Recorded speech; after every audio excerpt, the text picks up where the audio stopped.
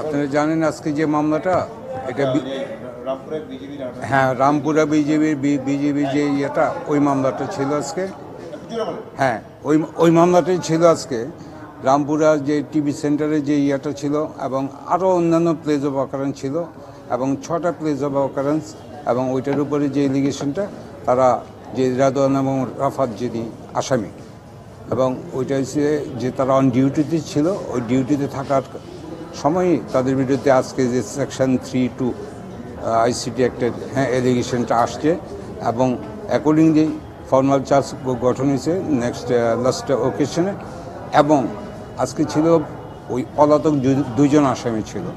পলাতক যে দুজন আসামি ছিল তাদের জন্য পত্রিকায় বিজ্ঞপ্তি হয়েছে। পত্রিকায় বিজ্ঞপ্তি হওয়ার পর আজকে এটা ফেরত আসছে। আজকে আছে ইন অ্যাবসেন্সিয়া, তারা যেহেতু এপিয়ার করে নাই পত্রিকা বিজ্ঞপ্তির পরও, তখন তাদেরকে পলাতক আসামিদের জন্য ইন অ্যাবসেন্সিয়া ট্রায়াল একটা প্রসিড করছে।